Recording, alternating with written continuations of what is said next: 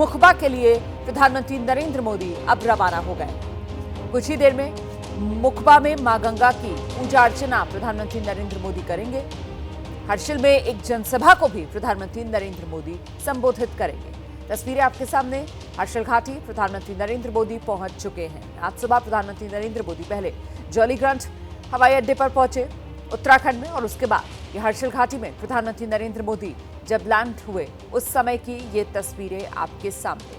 और यहां सबसे पहले मुखबा में जो मां गंगा का शीतकालीन प्रवास है वहीं प्रधानमंत्री नरेंद्र मोदी जाएंगे और वहीं पर प्रधानमंत्री नरेंद्र मोदी पूजा अर्चना करेंगे। तो मुखबा में मां गंगा के शीतकालीन प्रवास स्थल पर पूजा अर्चना करेंगे प्रधानमंत्री नरेंद्र मोदी। कुछ ही देर में वो तस्वीरें भी आपके सामने होंगी। और साथ ही यहां हर्षिल घाटी में प्रधानमंत्री नरेंद्र मोदी जनसभा को भी संबोधित करेंगे। बेहद महत्वपूर्ण प्रधानमंत्री नरेंद्र मोदी का आज का ये दौरा, और इस लिहाज से भी कि अपने इस दौरे के जरिए प्रधानमंत्री नरेंद्र मोदी कई रिकॉर्ड कायम करते जा रहे हैं, बनाते जा रहे हैं। देखिए ये दो तस्वीरें पहले आप देख लीजिए।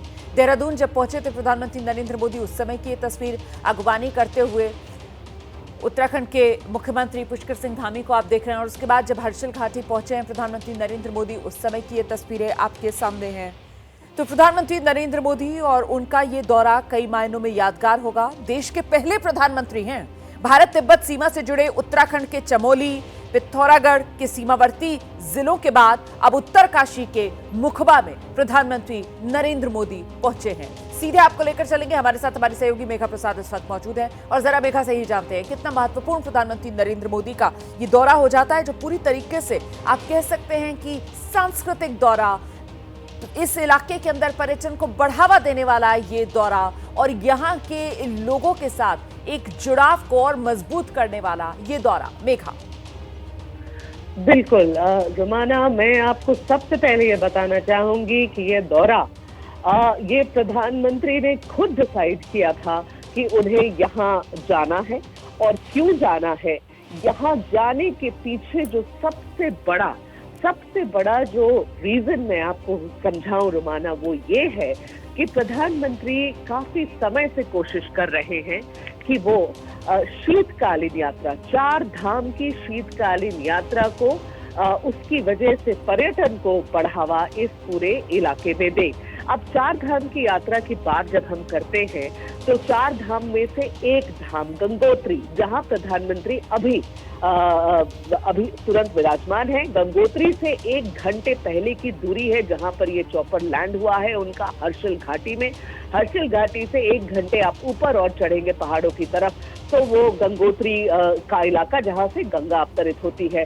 तो यहाँ क्यों है प्रधानमंत्री यहाँ एक धाम में आज इसलिए गए हैं रोमाना, क्योंकि वो चाहते हैं कि उनके दौरे से एक पूरा संदेश जाए पूरे देश भर में। जो लोग बहुत इच्छुक होते हैं कि 4 धाम की यात्रा उनको करनी है, लेकिन जो 6 महीने, जो शीतकालीन 6 महीने या विंटर के जो 6 महीने आप कहें, ठंड के 6 महीने में ये सारी चीजें बंद हो जाती है। आमतौर पर उत्तराखंड में, हिमाचल में 6 महीने जब बर्फ पड़ती है तो ये सारे 4 धाम जो है वो बंद हो जाते हैं। अब इस बार पहली बार भारत सरकार और उत्तराखंड की सरकार ने ये मुहिम चलाई है जिसका नाम है शीतकालीन यात्रा। शीतकालीन यात्रा का अर्थ ये है रोमाना कि जो 4 धाम के भगवान हैं, जैसे प्रधानमंत्री अभी गंगोत्री पहुंचे हैं, गंगोत्री के इलाके में पहुंचे हैं, ये जाएंगे मुखवा गांव जहां गंगोत्री माँ का मंदिर है।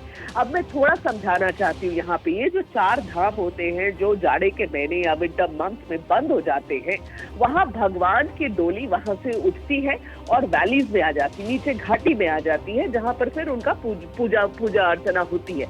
लेकिन ये बात एक तो देश में बहुत लोग नहीं जानते हैं और वो बहुत छोटे पैमाने पे होती है। पर्यटन वहां पर 6 महीने रुक जाता है, बंद हो जाते हैं। जो बिजनेसेस हैं, छोटे होटल है, मोटेल है, होम स्टेज है, जो छोटे व्यापार वहां पर होते हैं, जो दुकानें हैं, सब बंद हो जाती है क्योंकि 6 महीने तो बर्फ पड़ती है।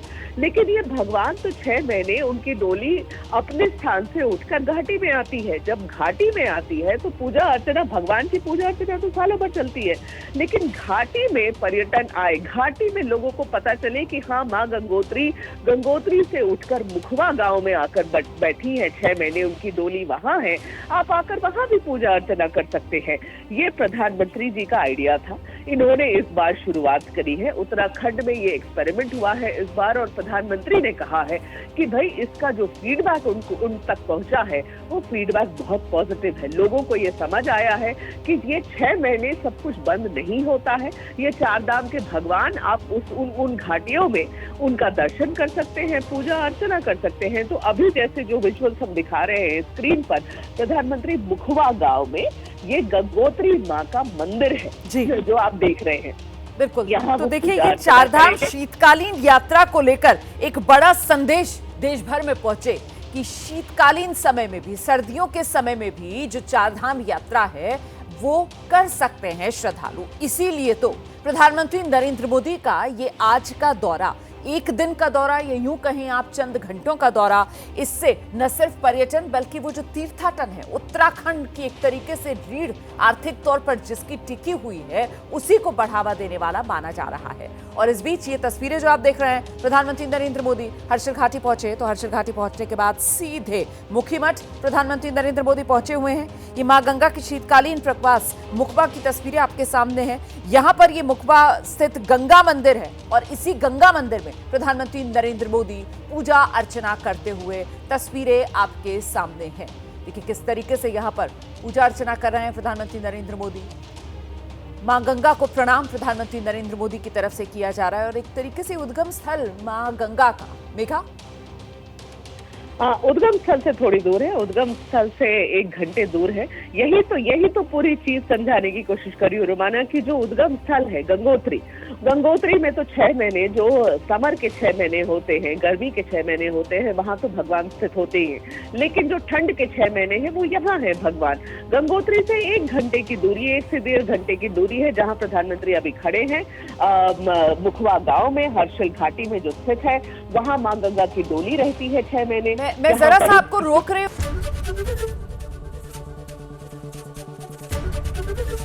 एबीपी गंगा, खबर आपकी, जुबान आपकी।